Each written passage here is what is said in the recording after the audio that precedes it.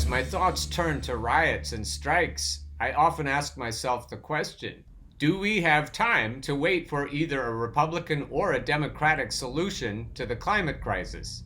To link the word solution to either party is ridiculous. There will no more be a Democratic or Republican solution to the climate crisis than there will ever be an oligarchic solution to the climate crisis. As the country burns, Biden's climate plan comes up short, by Birrion Sondahl of Due Dissidence. As a volunteer for the Bernie Sanders 2020 campaign, I canvassed in 3 states talking to voters about Bernie's policies, including the Green New Deal. It was clear that the climate and environment was an important topic for many of the citizens with whom I spoke. These people wanted a clean future for themselves, for their children, and their grandchildren. Even if they were undecided on Bernie as a candidate, they agreed that the climate crisis was a top concern. And this was before a powerful derecho storm blew through Iowa, leaving areas that I had canvassed without power and destroying hundreds of homes. This was before the Pine Gulch fire became the largest in Colorado history and left the entire state in a smoke cloud. As I look out the window from my room in Colorado, I can see the haze of forest fire smoke obscuring the mountains. The skies of Oregon and California are orange and the air is hazardous to breathe. The climate crisis is not some vague, far-off threat. Wildfires have now burnt over 1 million acres in Oregon, killed 10 people, and displaced tens of thousands more. The air quality index in my parents' town in North Idaho is at a very unhealthy level of 212. The total economic impact of the wildfires so far in California is estimated to be between $130 to $150 billion, and we are still early in the fire season. Yet, amid all this climate destruction, Joe Biden has not embraced the Green New Deal that I campaigned for during the primaries and fought for as a delegate to the Democratic National Convention. Biden still only pays lip service to the realities of the climate crisis. His plan comes up far short of what is necessary for halting the ongoing climate Armageddon. His lack of support for a Green New Deal shows that he is still being influenced by oil and gas corporations and lobbyists. A comparison between the Green New Deal and Joe Biden's plan shows just how weak his climate agenda is. One easy way to get a big picture view of these differing climate plans is to compare their cost, which is to say their investment in a green future. It is surely going to be expensive to transition away from fossil fuels, which is why Bernie's Green New Deal stated that it would directly invest an historic $16.3 trillion public investment toward these efforts. This is a clear contrast to Biden's plan, which proposes that Biden will make a $2 trillion accelerated investment with a plan to deploy those resources over his first term, setting us on an irreversible course to meet the ambitious climate progress that science demands. Bernie's plan spends $16.3 trillion over 10 years, while Biden spends $2 trillion over 4 years. This comes out to $1.63 trillion per year for the Green New Deal and $500 billion per year for Biden. In overall spending, the Green New Deal outspends Biden 8-1 over a much longer period of time. This is me talking. Biden has been an austerity pusher his whole life. And Ice-T is right that we could simply spend our way out of the disaster. We have a sovereign currency. We can spend this money into existence to save this planet for ourselves and for future generations. The only reason for Biden and Harris not to want to do this is because they want to put more money into the pockets of their donors, and they want to cheat workers not only of their livelihood, but of their air that they can breathe and the water they can drink. Not to mention how many coastal cities and towns will be underwater. Back to the story.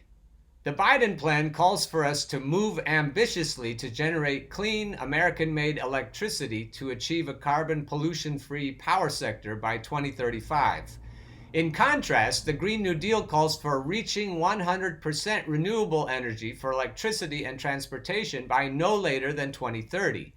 A 5-year difference in decarbonizing the energy sector would be huge. Biden does not call for the entire transportation sector to be renewable, but rather all new American-built buses to be zero emissions by 2030. This is an extremely weak position compared to the Green New Deal. Another huge difference between the Biden plan and the Green New Deal is where they stand on fracking. Joe Biden has been very vocal on this subject, saying, "I am not banning fracking." Let me say that again. I am not banning fracking. The Green New Deal is very clear that it will ban fracking and mountaintop removal coal mining. They must be immediately banned.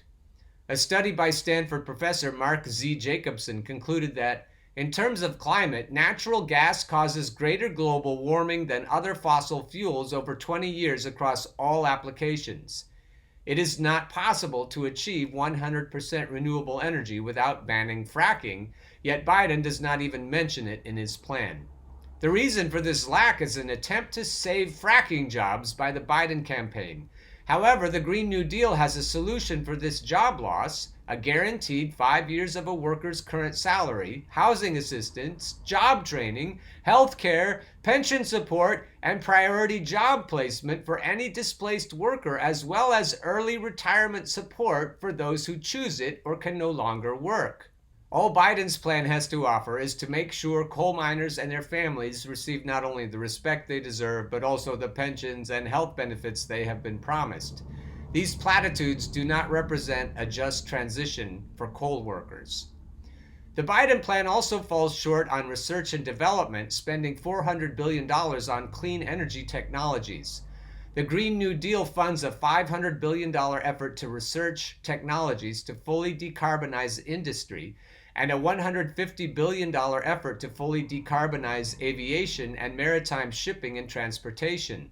The Green New Deal also allocates $30 billion for storage shot technology and $100 billion on decreasing the cost of new electric vehicles to $18,000. In total, the GND spends almost 2 times the Biden plan on research and development.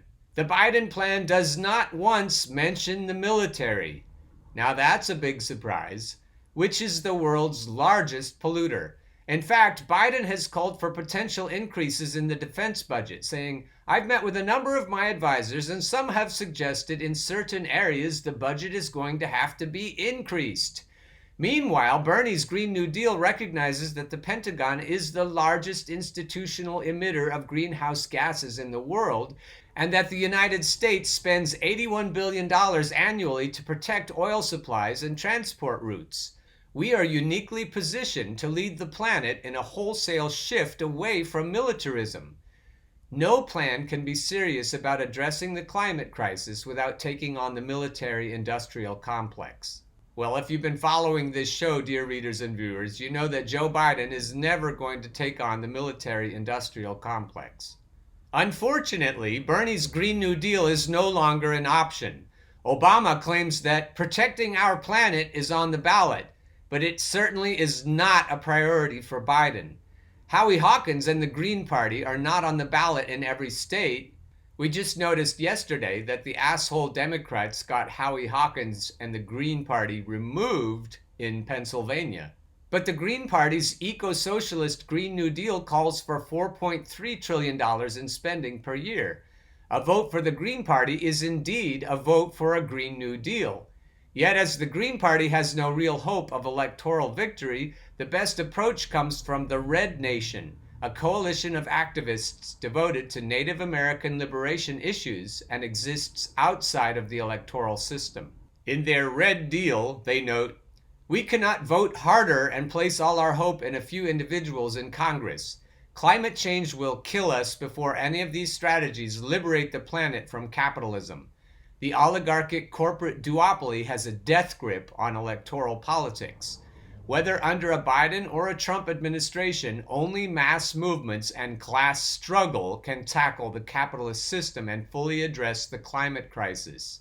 How many places are you able to find news that says that the capitalist system has to be tackled and only mass movements and class struggle can do it?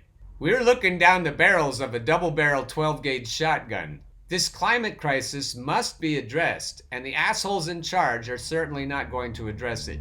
Back to Birrion. As the Red Deal tells us, political elites act in the interest of corporate bosses, not the people or the earth. Whether Biden or Trump wins in November, the climate crisis will remain an existential threat to human civilization. Scientists suggest that we are dangerously close or past several huge climate tipping points. While there can be no going back, Biden's milquetoast incrementalism that does not truly address the transportation sector, ban fracking, cut back on the military, or adequately fund research and development is no solution to this threat. The United States electoral system has failed the people. The only path to real change must be through massive organization of people's movements following the examples of the Red Nation, Greta Thunberg, Extinction Rebellion, and many others. The future livability of the planet is at stake, and the 2020 election offers no answers. If you've been waiting to get out onto the streets because you don't have any other people to go with you, sometimes the best solution is to make a sign that says what you want to say and just start walking around in a populated area. That's a true grassroots movement, and if you get something started, you can start to collect people's phone numbers and contact information, and maybe you'll get 5 or 6 people marching around with you. And even 5 or 6 people in a populated area sends a message. Black Lives Matter is a great thing to put on your sign. Extinction Rebellion is a great thing. Cries for economic justice are always going to help. Occupy Wall Street is a great cause to get started again. A combination of any or all of those is even better. If you think of some catchy slogan that combines all of them, that would make a great sign. And great signs, if you make them creatively and easy to read, could turn into great movements. I'm not saying you're right or wrong. I'm saying no one will listen if they can't read your sign. First, message! What are you trying to say? Think of a short, relevant message. Can they read it from across the street and know what you're talking about? Materials! While there are a huge range of materials you can use, some may impede your ability to participate. Keep this in mind when you stop by the craft store. Poster board is colorful and plentiful, but there's also foam board, a little more expensive, and cardboard. Also, research if your city has restrictions on what kind of materials can be used for signage. Metal and wood is prohibited in many areas because of its ability to be used as a weapon. Get the biggest, blankest marker you can find, and a pencil to help lay everything out. Lightly trace your letters on the paper.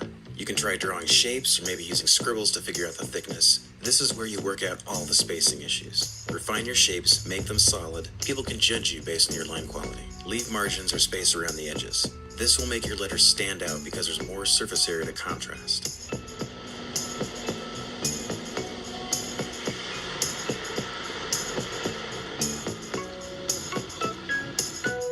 If you live out in the middle of nowhere, maybe you could make your sign, march around your backyard and videotape it, and then put it on your own YouTube channel. And send it to me. I'll feature it on this YouTube channel. That's for our rural viewers and listeners. And maybe as the movement gets going, we could start renting buses and get people from the rural areas to the population centers to show everyone how cool their signs are. Either way, we've got to figure out some way to make noise, and there isn't much time left.